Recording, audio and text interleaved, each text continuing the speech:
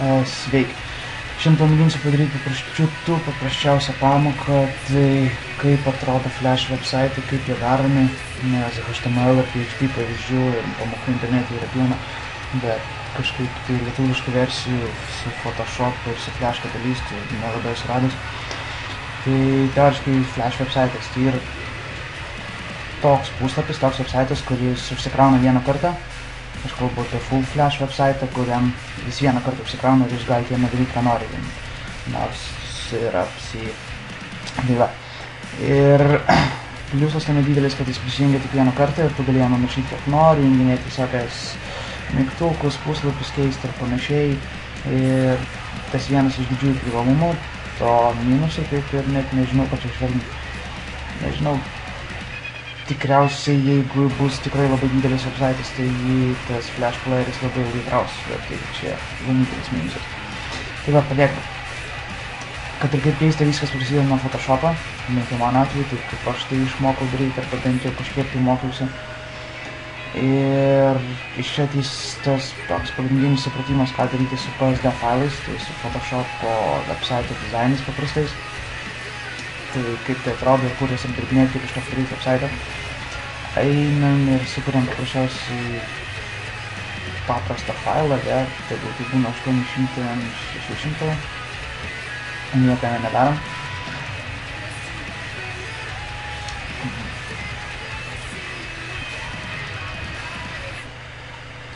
Darom peršviečiamą tą. Sukuriam naują grupę. Aš tiesiog čia laiko gaišimas iš tikrųjų, nes tiesiog darau kaip pavyzdį. Čia sukuriam pavyzdžiui tekstą kokį nors, visiškai belekokį.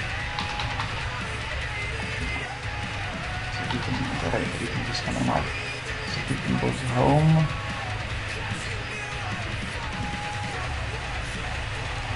Sakykim, bus info.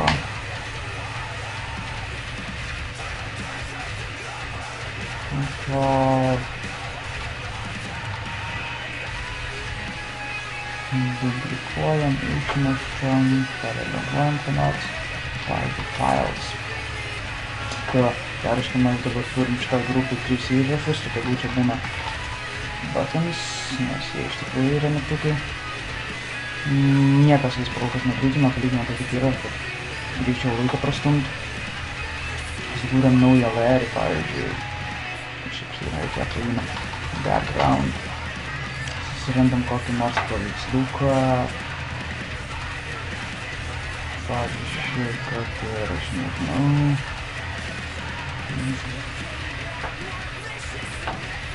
Sakykim, šitas. Ištempiam jį kaip norim.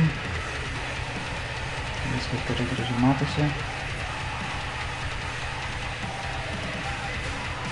Na ir va, gerai, dabar sukuriam dar vieną papkę, tai pavyzdžiui puslapiai ir šitai papkiai paprasčiausiai nubraižom kokią nors figūrą. Ją padarom peršviečiamą labiau. Duplikuojam kelis kartus ir pavyzdžiui vadinam home. Info ir persivadin kas yra files ir paprastam pavyzdžiui mums tik šitą reikės dalyką. Gerai, dabar viską išsaugome kaip PSD failą. Aš išsaugosiu kur nors, nežinau, net išsaugosiu.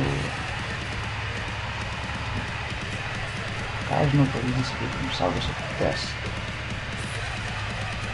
Ok, ir kai mes tą padarėm, atsidarom Flash katalistą.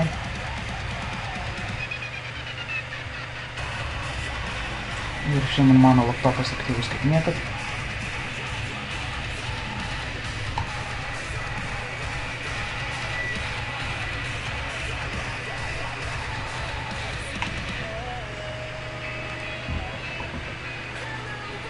Ir Flash katalistui yra toks pasirinkimas kaip from Adobe Photoshop PSD file. Ką jis mums leidžia, tai mums leidžia atsidaryti Photoshop PSD failą ir toliau jį apdirbinėti būtent Flash Catalyst'e. Ir toliau žiūrėsim, kokias pagrindinės funkcijas duoda Flash Catalyst'as. Tai va, pagrindė color tai yra backgroundas, visas galas, kas atrodys iš jūsų website, resizable, tai čia automatiškai jis bus kaitojamo dydžio ar ne, siūlyčiau visą laiką neminėti resizable, nes jis pasiliks stabilaus vieno dydžio ir visą laiką bus per vidurį. Ir pagrindė tik tiek.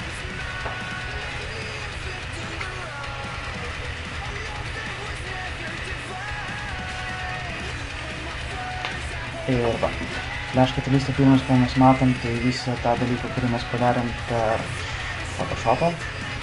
Matom tos pačius layerius, tai baneriais, mūsų mygtukai 3 ir mūsų 3 puslapiai. Automatiškai paprasčiausias pavyzdys bus, kas yra states. States tai automatiškai padėtis.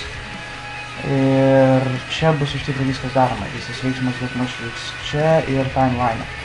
Pažiūrėkim, kaip viskas daroma. Nukopijuojam duplicate state, nukopijuojam tą patį. Ir pirmas pas mus yra kaip defaultas, mes matom čia juodą taškytą. Ir pirmam padarom pakeitimus. Pavyzdžiui, mes norime, kad pas mus pirmas būtų tik tai paveiksliukas ir ties antru užsikrovus jisai užkrauti automatiškai šitos 3 mygtukus ir iškrauti šitą trikampį, stačiakampį, kurį mes neklaužėm. Jo, smirdį ties figūram. Gerai, paliekam. Visų pirma, tai šitoj padėtį, state 1, mes norim išjungti, kad mums nerodytų nei buttons, nei buttons, nei pages.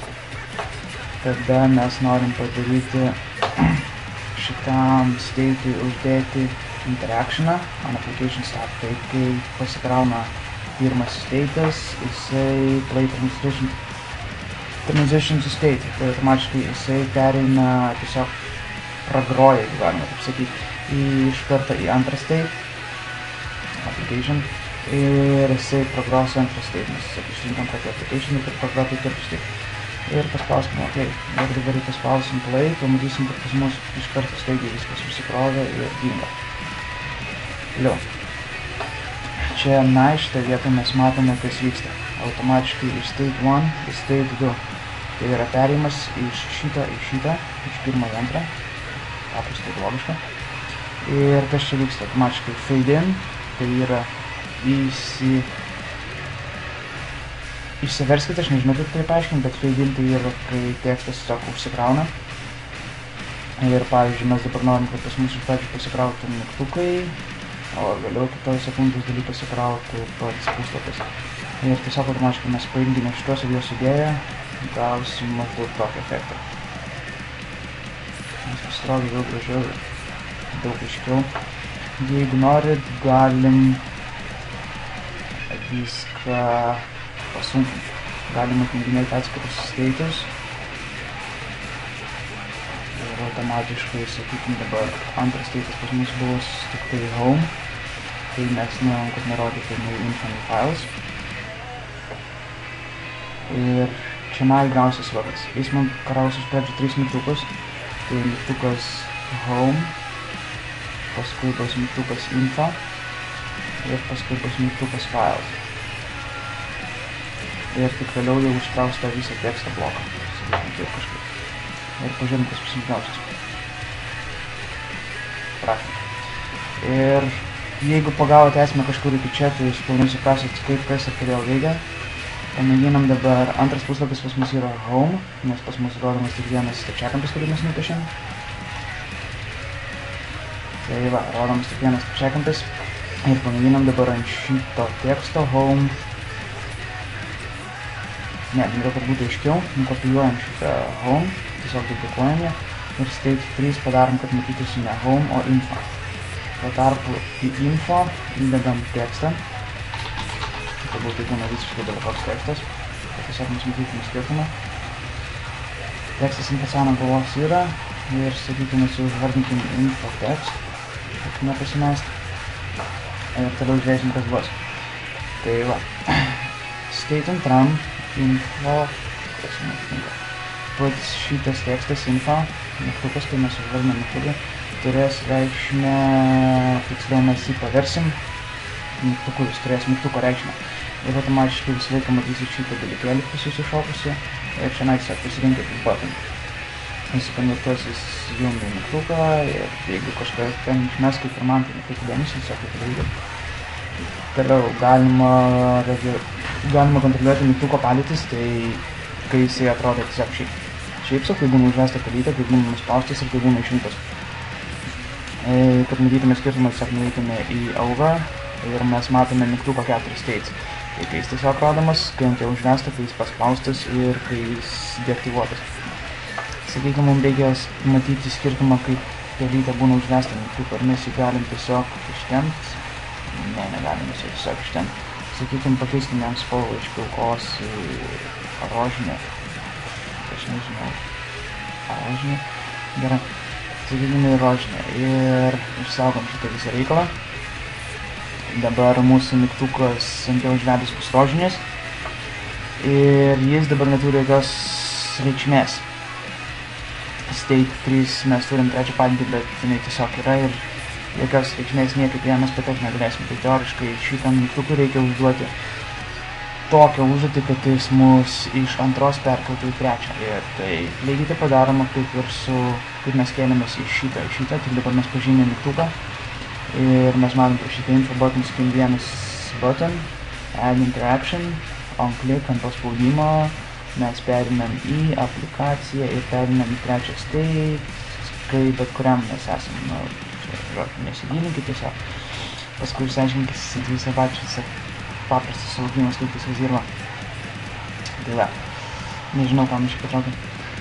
Tai va, dabar mes turim timeline tokį dalyką kaip perėjimą iš antro state į trečią state. Ir mes matom, kad home, šitas trikampis jis fade outina, tai jis pasitraukia iš mūsų.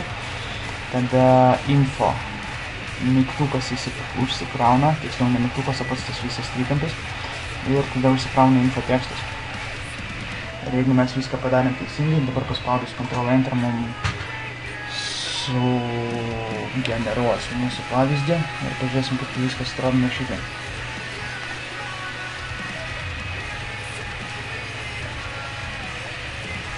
Mes matom, kad viskas užsikrauna lėtai ir gražiai. Užvedusim info jis tampa gražia spalva. Ir paspaudus ant jo mes matom, kad tekstas pasikeičia ir atsiranda paprasčiausias tekstas. Ir žinant šitos paprastus pagrindus, iš tikrųjų galima padaryti bet ką. Galima priimti lygiai taip pat MySQL connections, galite padaryti lygiai viską tą patį ką su PHP.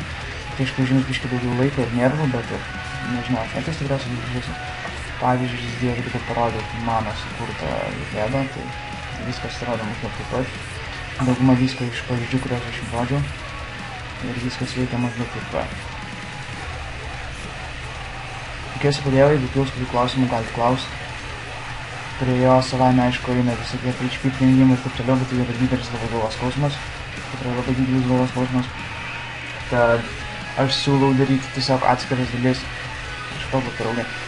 Aš siūlau daryti tiesiog atskiras dalis jam. Pavyzdžiui, jeigu jūs norit flashinio meniu, tai sumažinkit paveiksliuką.